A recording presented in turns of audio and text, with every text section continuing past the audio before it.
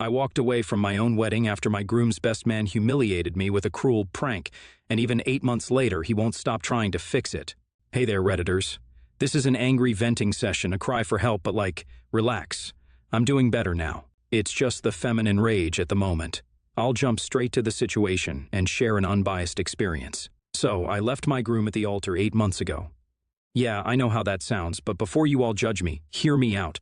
The person who breaks off a relationship is normally thought to be the heartless one, because how can they hurt when they caused it, right? But that is not true. People in my situation will understand what I'm talking about. Well, everyone sympathizes with the person getting dumped. No one seems to care about the person who gathers up enough courage to end the relationship, not defending toxic people who hurt their partners. But some people just make you miserable until that becomes your reality. It can be in so many forms.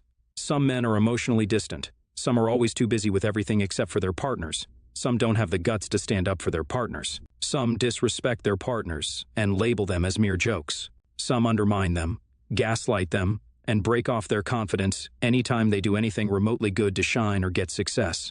My man had all of these wonderful traits. Yeah, that's a start right there. And let's not even try analyzing the character of his wonderful best friend, who had all of these qualities at some sort of an enhanced level. These two men made my life miserable for so long that I thought that this was how one was supposed to live. The amount of peace that I have in my life presently, after I kicked them out of my life, is something out of this world. But they're back, creating mass because who screams chaos other than them? So, to make you guys understand this, I have to take you back to my college days. Yes, I admit that I was stupid enough to date this man for 4 long years, but I was the stupidest to accept his proposal and decide to become his wife. So, my ex and his best friend have been pretty close since kindergarten, and they are very similar to each other, the same sexist, misogynistic, insecure, overconfident traits. It wasn't always so bad. I had my good days with my ex. Initially, he was very charming, and believe me when I say this, that man knew how to be charming. He wanted to impress me, and it worked. The first few months were really good, after which, one after the other, the layers started falling off as I could see his real self.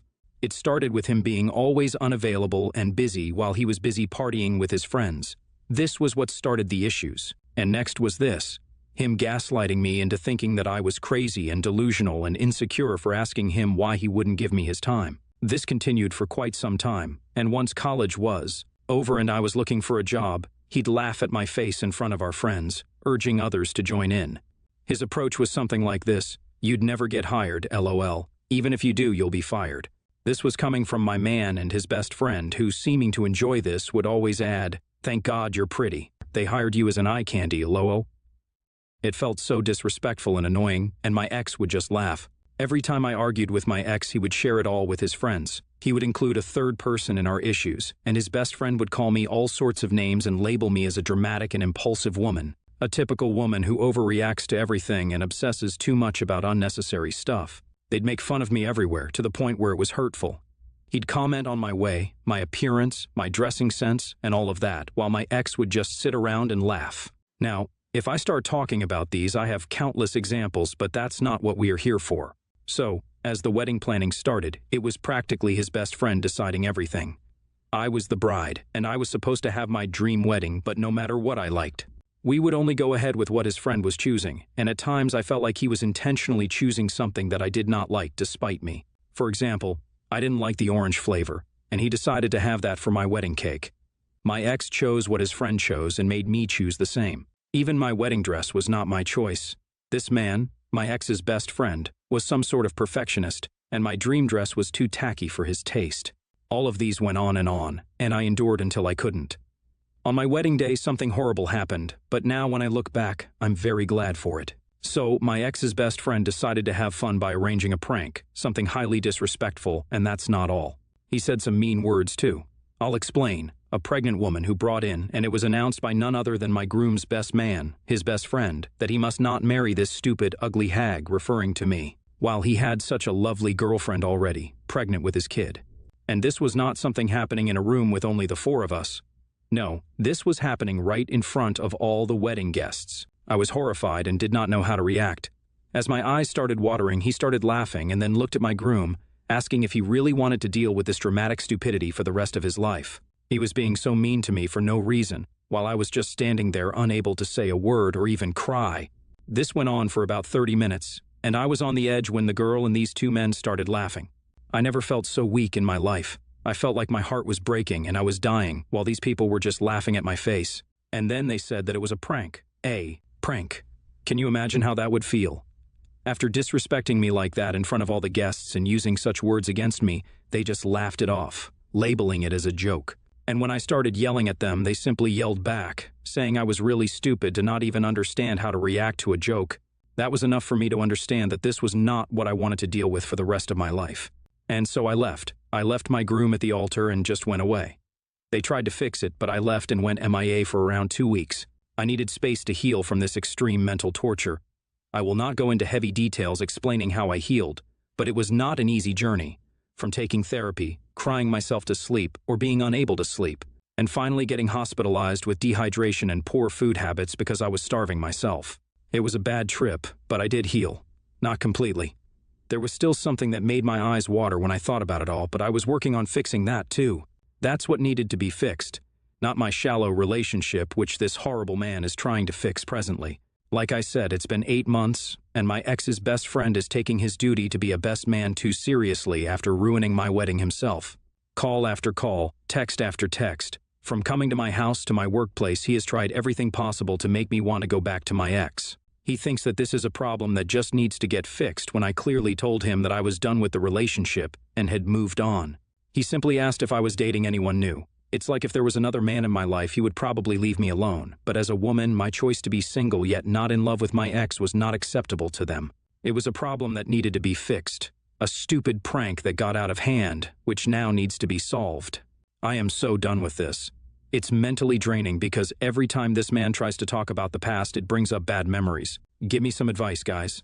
Update 1, thank you for such wonderful comments. When I thought about writing this, it was more of a venting idea. I did not expect people to be this involved. Reading your comments made me feel like I am some movie character, and you guys are making theories of your own. So I saw a few comments talking about a restraining order, and I think that's a brilliant idea. I don't know why I did not think about that myself, but it's never too late. Speaking of my current situation, things are getting really annoying because he has started contacting my friends now that I blocked his number. This is really frustrating. I'm simply trying to live my life in the best possible way, and he is doing everything possible to prevent it. I will get that restraining order, you know. Update 2, guys, I got that restraining order, and guess what? Got a text from the girlfriend of my ex's BFF, claiming that her boyfriend was only being nice. But this move of mine made her believe that I was not worth it because it was such a dramatic thing. Like, dude, is their entire clan going to bother me now? I'm so frustrated. Literally so much. It's all just the same old drama, and I'm sick of it. Update 3, hey there. Hopefully this will be my last post. So, I don't know if this was the right thing to do or not, but I contacted my ex, and we had a long discussion. I made it very clear that I was no longer interested in him and would never get back to him, ever. Although I am labeling it as a discussion, it was mostly me speaking and him agreeing with my sentences. I told him that if his friend didn't stop, I'd have to take serious legal steps, as if the restraining order wasn't already enough. He assured me that I would not be bothered again, and he will talk to his friend. It's been a week, and I have not heard from him or his best friend. I really hope it stays like this because I am so done with these people, and I don't trust them at all. Venting over here has been therapeutic, and you guys are good people.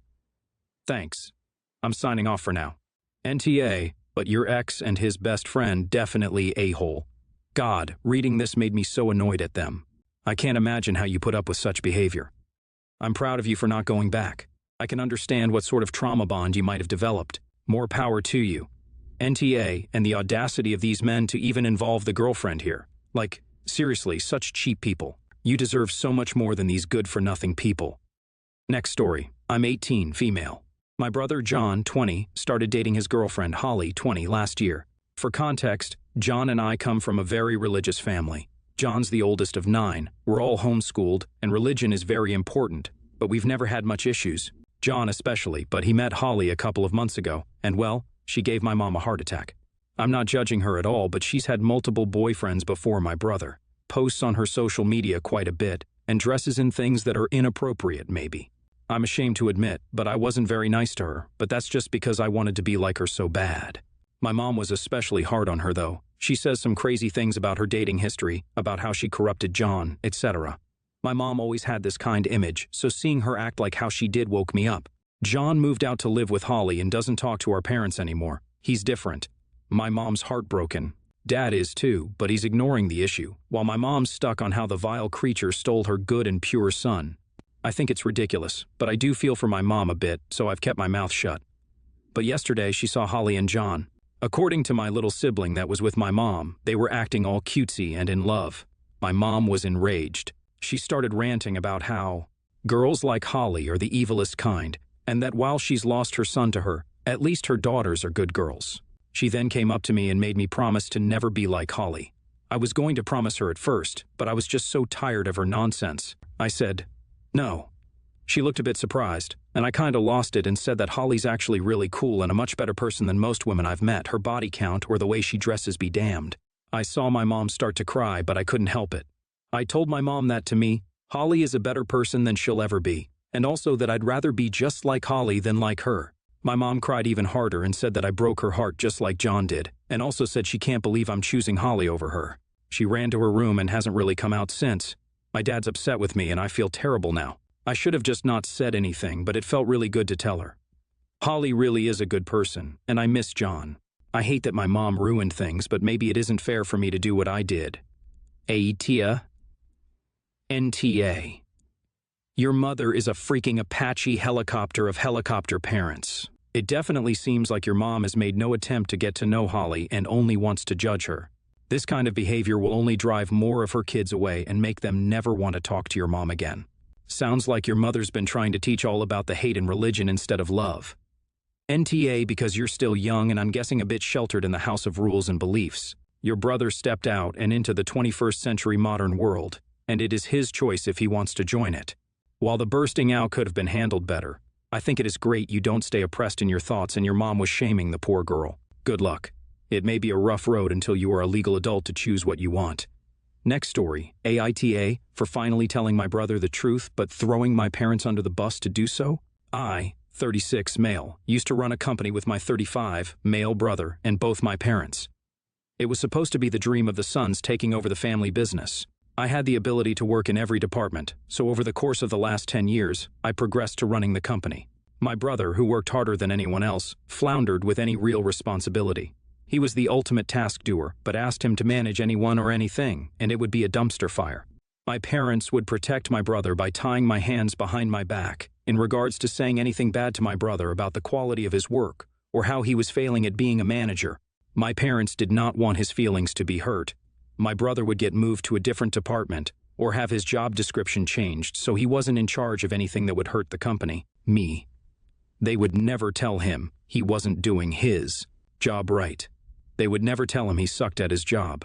It was easy for them to lie to him so they could avoid any conflict or hurt feelings. I was complicit with this. I kept up the lies. I played the game. Resentments grew. My brother was still getting paid the same as me. I was running the company at this point. He was basically still in an entry-level position. So, 2 years ago, I started a different company and left the family one. Less than a year later, my parents asked me to come back. I accepted on condition that my brother would be bought out of the company. They agreed. So, with my brother being bought out, I am now running the company solo.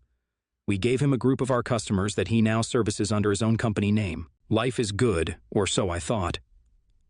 I found out from one of my employees that my brother has been stealing products out of our warehouse. They were under the impression that he had some sort of deal worked out with me because we were family.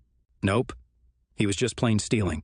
So when I confronted my brother, he admitted to stealing but went off on this rant on how I never respected him, that I was the biggest a-hole because I was mean, and on and on. So then and there, I decided to stop lying and essentially told him all of the lies from the last 10 years, how he got the short end of the stick because no one ever told him what he was doing was wrong.